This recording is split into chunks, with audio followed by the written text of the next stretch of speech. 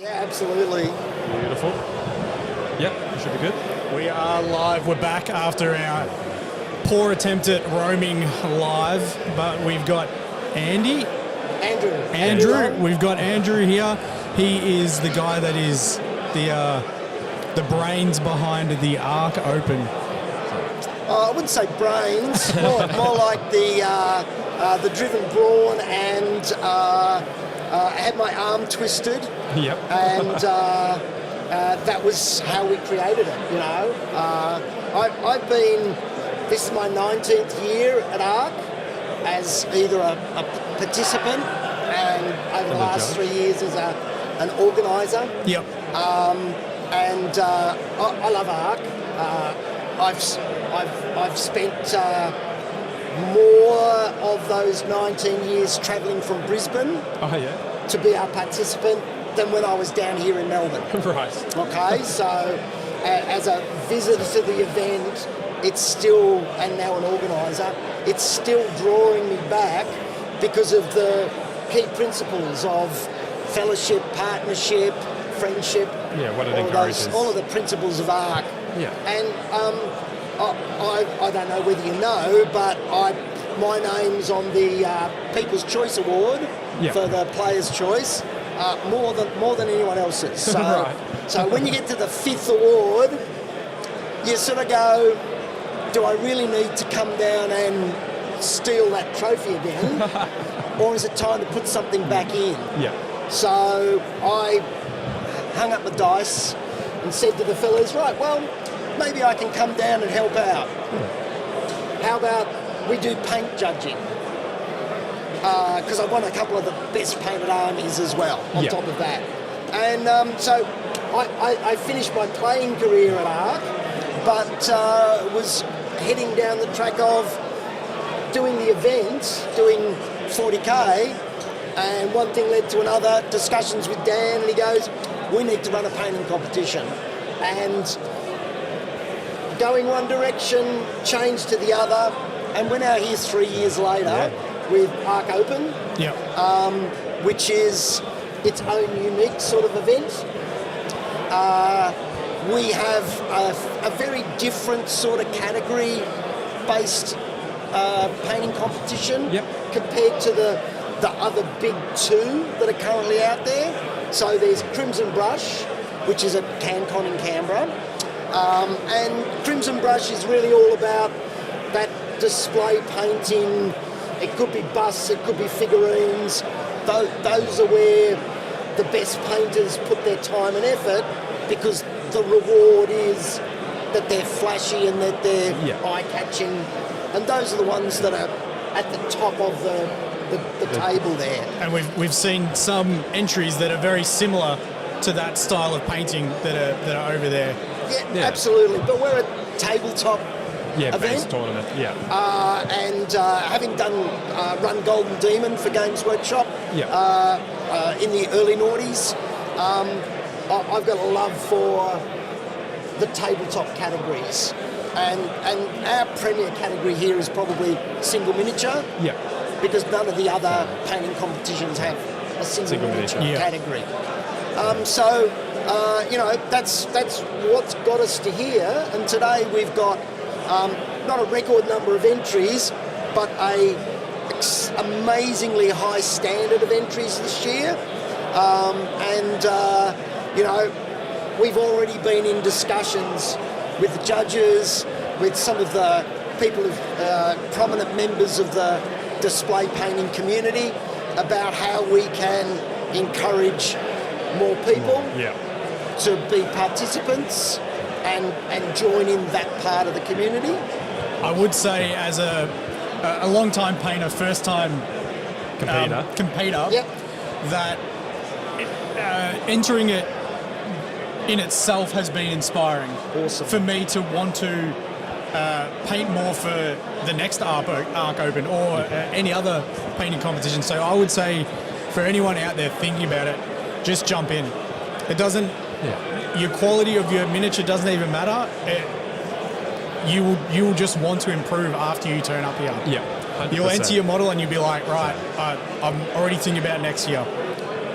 Yeah, I'm already thinking about next year, so the squads have already been judged. I got nothing, which is fine, and I'm already like, I know I'm like, I want to do a diorama next year, I'm going to finish my original model that I was going to do, and already, looking forward to next year. So changing tracks. Look, big shout out to my photography, head of photography, Adrian Prada, the first year working with us. Adrian's been meticulous in his photography.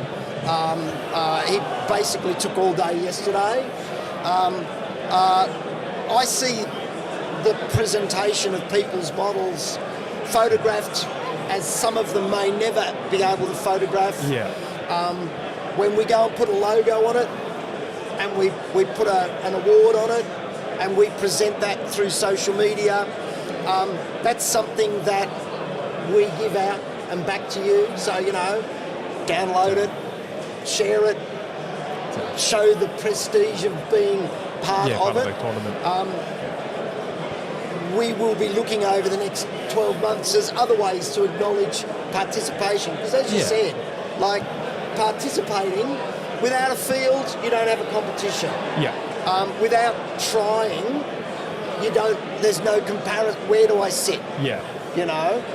We've got a judges panel this afternoon where any painter, anyone who was involved with Arc Open or not, can go along and ask questions about why were they so hard, what's standard, what were they looking for, and they're open to do that, so they're they will be very accessible this afternoon, and I think we've got a lot of things that we can make better, but I think that having made it a digital registration, that's a first for us, first for a painting competition here in Australia, to do the whole digital registration and tracking.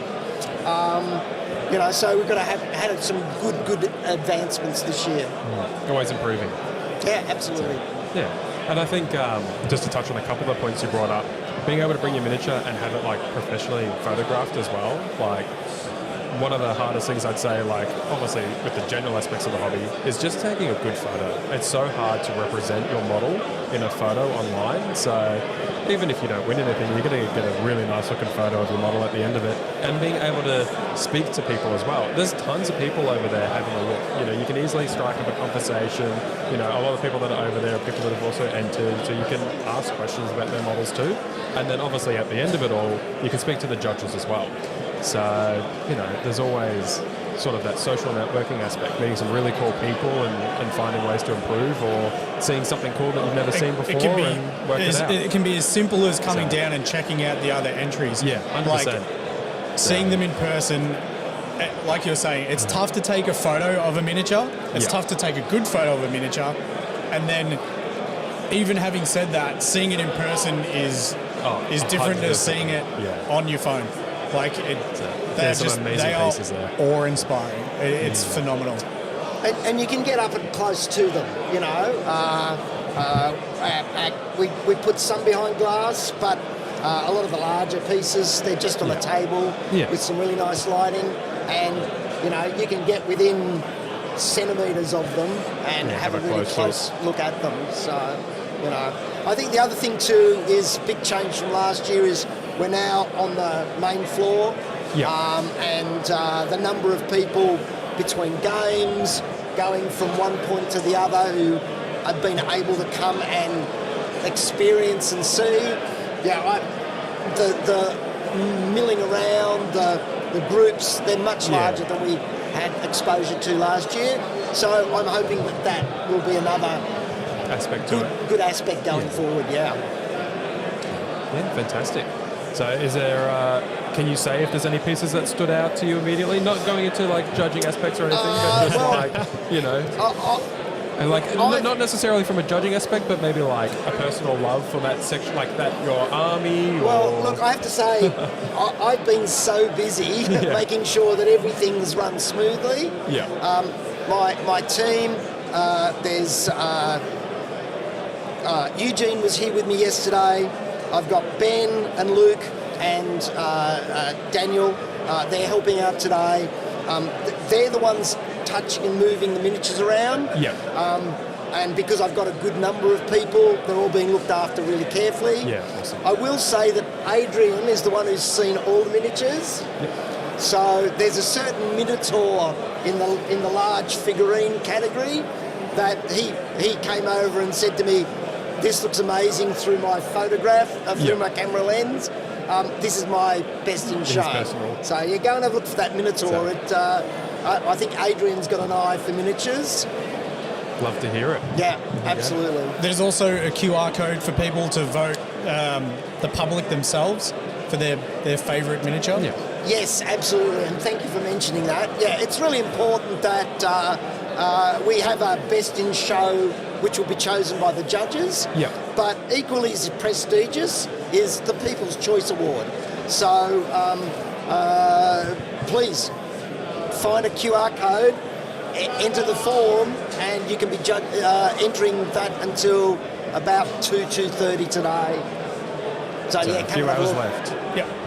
So, I was actually curious to ask, so now that it's moved online and stuff like that, would you look at moving People's Choice online too? So maybe people that can't attend the event, they can see the photos, or, So in what way see the photos? Like, so, because you're taking photos of all the Yes. models, like, would you ever put the photos online and people do People's Choice vote online as well in the future? That's a great idea. Yeah. Maybe we can look at doing that as well. Yeah, mate. We will certainly be putting all of the photos online. Yeah. And over the next month or so, as my time allows me to do it's it. going to take a while.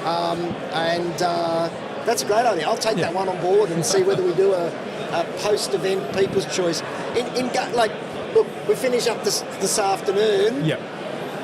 And then what do people think about Arc Open and Arc 40K and Arcfest? Not a lot over the next next 6 months until we start spruiking again. So Getting ready for the next one. maybe you never know. We might look at doing a category by category People's Choice. That might be a fun way to re-engage with people. And when the photos are uploaded, they'll be on the Arc website? My hope is that, yes, we'll get the last 2 years' worth of gallery photos up. Beautiful. We had some plans of moving our website and a promise that someone was going to do it, and because everything's volunteer, you know, you just wait, and then suddenly it didn't get done. Obviously, all of the photos were on social media, so I had them all on Facebook. You can go and find all of last year's photos that way, and we'll do a mixture of exposure for all of the photos over the next 6 weeks. Yeah, awesome. I think a good spot for the pro photos, I think, would be even if there was a standalone Instagram for the Arc Open, which could just post all that type of stuff. We do. So if you're looking to follow us, arc.open is the Instagram account. Yep. And we post on. We've got a Facebook page and an Instagram account just for Arc Open. So it's only been around since the beginning of the year. So if people want to follow what's going on, a good time for it. Great time. You'll see everything there. There you go. Well, I only have one other question. So I don't think you've done any entries this year, I imagine, being a judge. So is there anything at home that you're painting, that you've been working on? So at the moment, I'm actually painting some War Master, because that's what I'm playing. I've just joined a group of mates who are playing one of Games Workshop's classic games. Yep. And so I've pulled out some blister packs that hadn't gotten painted, and are painting tiny 10mm high elves. And I'm about to take a trip to China, and I'm going to go and see the Entombed Warriors at Xi'an as part of my trip. I can tell you what I'll be buying and painting when I get back. I'm going to be some Cathay, and those big sentinels, I'll have just the reference to be able to paint them as ancient terracotta warriors. So that's awesome.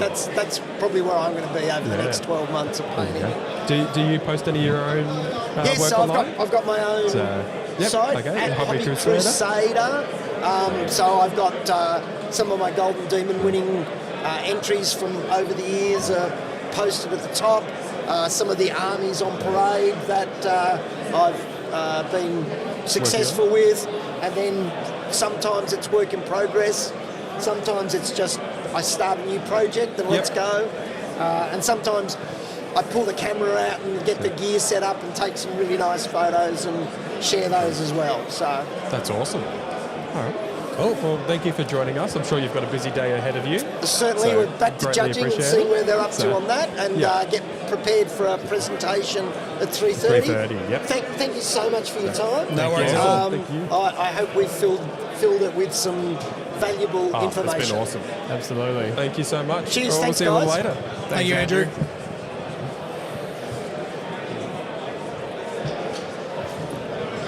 I might jump over there. Yeah, hop on over. Absolutely. There you go. Thank you so much.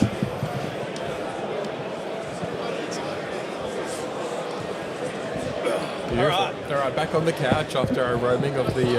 Yeah, my headset wasn't quite long enough, so I was like leaning forward over there. But at least I could hear everything, so that was good. that's good. Yeah. There you go.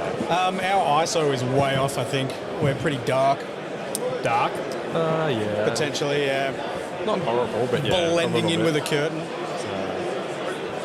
Hiding the shadows.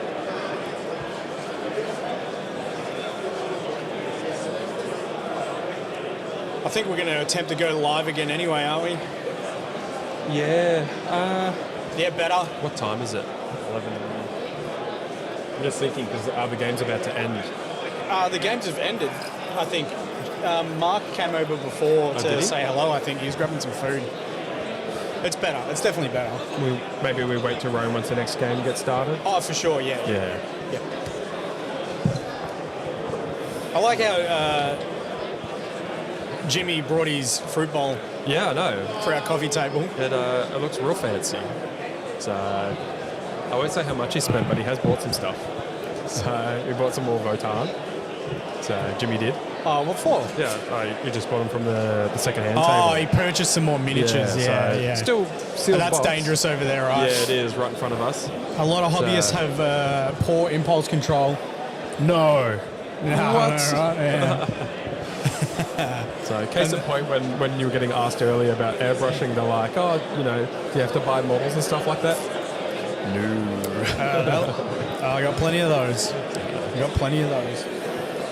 Justin has a spare room in his house, floor to ceiling, just No. more than the general hobby store. Half the room. It is pretty bad, though. So, It is pretty bad. I got a lot of spare Space Marines. yeah. So, well, looks like we'll be having an opportunity to paint them soon. So, Yeah, Potentially. it sounds like we're going to be, I guess, you for the follow. collaborating. Yes. We're going to be collaborating with Awada and hopefully helping people paint armies with airbrushes. Yeah. So if there are people out there that are having issues with like their PSI, thinning their paints, it's sort of going to be a video that's all-encompassing airbrushing. Pretty much. Or So- like how to get into it, how to get started. Yeah. Because I'd say airbrushing a lot of people obviously get scared of, but it really does make life easier. It does. Like you can easily have something that would take you 10 hours to paint, take you 1 or 2 with an airbrush, and most of the time look better in regards to gradients and such. So, For sure. Look, I still think a hand-glazed gradient looks better than an airbrushed one. yeah. However, if you're doing an entire army, the airbrush is going to get it done way quicker. Oh, yeah. So yeah, we'll have some. I think we might shout out to the community and get some FAQs because, like you said, it's very intimidating. I think it's like brushwork. Yeah. I think they're very, very similar, right? Where essentially you just need to dive in. I was chatting to Stacey about it, and he said the exact same thing. And he's the guy that's going to be helping us with this collab. And he was like, "Is just experience, 100%. thinning your paints, the PSI, because your PSI is going to change depending on what you are spraying through your airbrush." Yeah. Yeah, 100%. So, the one thing I did enjoy with my Spar Max is its preset. So, The PSI? The PSI, yeah. So, which is good as a starter one, if you're just doing your sort of general airbrushing. Oh, for I think- straight up base coating and Yeah, stuff. straight up base coating and stuff. I think it doesn't really matter too much until you start getting to the nitty-gritty details. But, yeah, it was good. So, something to look forward to in the future. It is. I'm still going to be trying to get you to paint the army though, because my next goal is to get Marvin to play at the next arc. Yeah. Nice. Oh, to play at the next arc. Okay. Yeah. That's my next goal. I've got 2 entries in mind at least for Arc Open for next year, so maybe No, 3. you got a lot of pain in the head here. I got that painting to do. Judging by your War Dog, you should start now. Yeah, well, I'm thinking, I'll get that War Dog finished, but I'll probably do the second one and into the second one. Just because I've improved I think I've improved so much on the first one as I've gotten into the later pieces of it. Well, what about this? Thousand Suns. Arcfest 2026. 1,000 Suns was Army my starting. or- Army. Ooh. Airbrushed. Oh. Okay. Yeah. You know what I'm saying? Yeah, I know what you're saying. My first foray into the hobby was a 1,000 Suns combat patrol. So, but then I decided for my first ever T-Suns model to try and double edge highlight T-Suns Terminator and On the scroll work. The scroll work is pretty much a single edge height. But here's the thing: you were doing the Blades of Magnus, which is what I did. A gold armor with a blue trim. Yeah. So it's the reverse scheme to the 1,000 Suns. Yeah. And anyone that's painted any 1,000 Suns knows that the scroll work itself is extremely thin. It's intricate. So doing 2-edge highlights is pretty damn tough. Yeah. So I quickly changed tracks after that one. Slowly coming back. So, nah, we'll see. I mean, a crew army would be cool on the table because I haven't had a close look at everything, but when I had a walk around out there, I didn't see any Kroot representation out there. There was a guy that was dressed as Kroot. There was a cosplayer. Was he playing Kroot? Surely. I didn't see it. I should have a closer look around later today, but yeah. I just don't know how you could dress as a Kroot and not play Kroot. Yeah, no, right. There's a couple of Kroot Arc Open entries. So, Well, they do lend themselves to display painters because they are extremely detailed. You can make them very vibrant. Yeah. You can make them gritty. Like they suit a lot of different paint styles. That should be good. I don't know, we'll see. Next year, lots of options. Although if I'm playing, it's just be Mike and you on the couch. You won't be able to run off anymore. I know. We'll find other people. We'll get Miss 40K over from Norway. Yeah. What was that? We'll get Miss 40K over from Norway. We'll fly yeah. down. Yeah. She can interview people. For Arcfest 2026? Yeah. Nice. Yeah. GoFundMe. We'll start a GoFundMe. Right Yeah. now. I think they have finished. Majority of the people look like they've finished their round 4 game. Yeah. That's round 4 done. Yep. Yeah, so I'll be on to round 5 soon. Looks like they've actually started some of the airbrushing as well over there. Trying to see what he's painting at the moment. I don't know. There's a lot of overspray.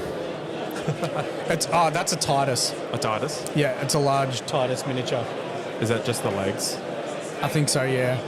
This is the part I was touching on with Stacey. I was like, the one thing if you're trying to appeal to miniature painters is have you guys doing the demos painting miniatures. Yeah. Like it looks super. Like they brought this Reaver helmet in. Yeah, that does look cool. That looks awesome.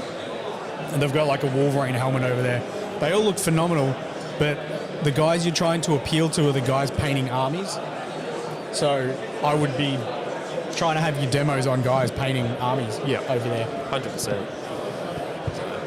It's not quite a scale that translates when you're painting a massive helmet compared to... No. I mean, it might help you do some Imperial Knights. But not a like marine heavy Space Marine army. Yeah, that's fair.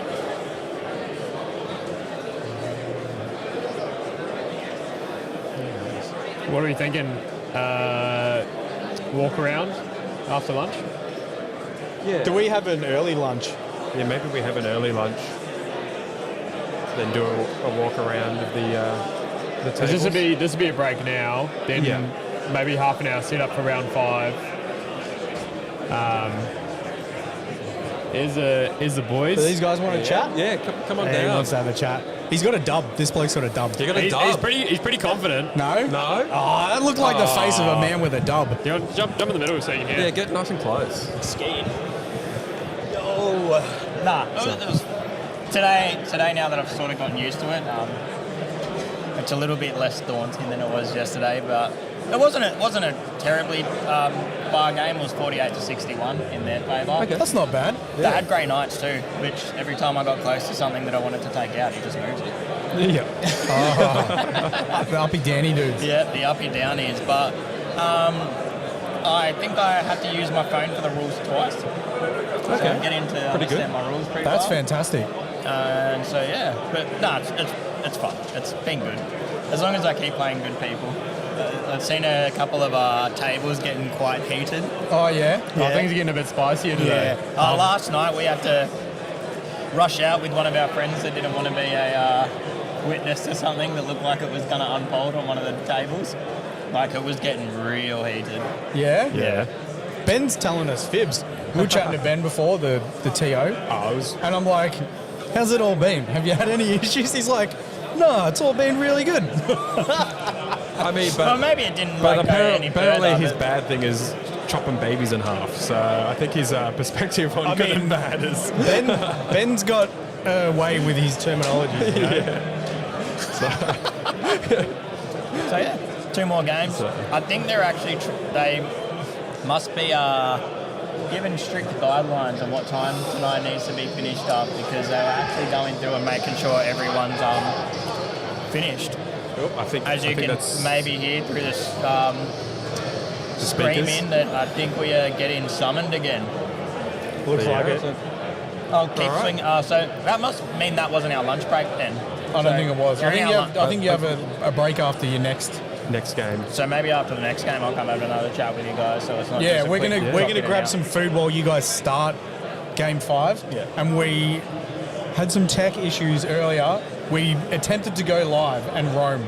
We were mobile, so we're going to try again, Oh, yeah. and we might come over and say g'day while you're playing a game. might rolling hassle dice. you a I'd little love bit. it. Yeah. Give me a pat Try on and the back. distract you. Yeah. If I see you, I'm going to be distracted, guaranteed. Or Mike's mustache. All right, boys. Watch your foot. All right.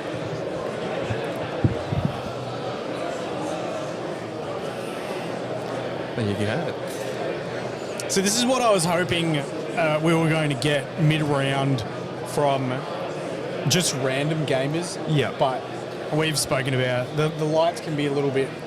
Yeah, and it seems like they're running a pretty tight ship with the tournament as well. Like, they don't get a long time to have a break. Even their lunch break is pretty short. So, I don't, if I've been playing on the table all day, I don't think I'd want to go over here and do an interview. I'm like, It'd be let me have tough. some food. Yeah. Let me close my eyes for 5-10 minutes. I'd be able to come know I over can't. because I'd just be getting dubs, man. I'd just be winning, and I'd be like, Of course. "What's up? I'm 4-0, boys. 4-0." Arc 2026, we're going to get Justin on the couch after every game. Yeah. See if this rings true or not. Yeah. Yeah, maybe you compete next year. I've been trying to compete for the past 2 years. We just... This is the closest my Blood Angels have got to playing an Arc. yeah, is being that's a true. display. They're here. They're here at the very They made least. it. They made You it. know? I mean, to be fair, you could play a little game on that table and say you played at Arc. There is Nids and Blood Angels there. Oh, those Blood Angels that pump those nids, So- though. There's too many points. No, there's another dub. Easy dub. All right. Should we look at maybe... Yeah, we'll get some pausing it food. for a little bit, get some food. Yeah, we'll pause this. We'll get some food. And then we'll probably have to muck around with With technology again. tech Well- again. Yeah. We kind of got it going. So What was the deal? just Has to be in portrait mode. I didn't have enough CP to go landscape mode with the audio. It turns out, in all seriousness, that I've got a little connector, a receiver, a Rode receiver that plugs into my iPhone, and it would only work if the phone was in portrait and we were trying to film in landscape. So if there's any tech wizards out there that know how to solve for that issue, that would be Please amazing. help. Because portrait we can get the mic audio to come through the phone, but landscape, zero Yeah. Just zero stops working. audio. So Alrighty. Not too sure on that one. I will switch We'll it be over. back. So, Modeler Mike. It's the Rode Go mics, isn't it? The wireless Rode Go's yeah. or something? Go 2 Wireless or Go? something? Wireless Go. Something along those lines. But yeah, we'll be back in a little bit and we'll see you soon.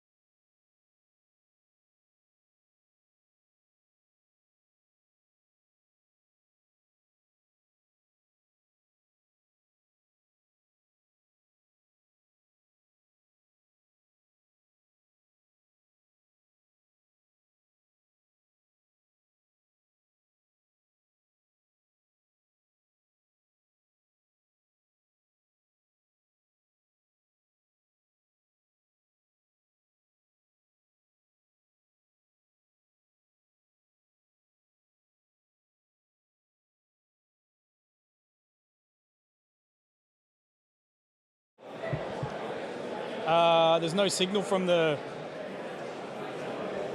there is no signal from the camera.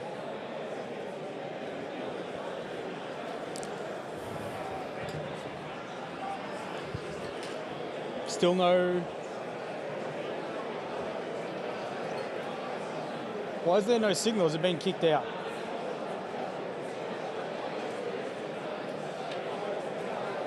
Did you see your model? Yeah. Guys, there is apparently a connection issue with the camera, but that doesn't matter too much because we are going to go live. We're going to roam the event. So we'll be checking out what's happening in the Arc 40K area, everything upstairs. Hopefully we get some interviews. We'll see how we go. So bear with us while I end stream.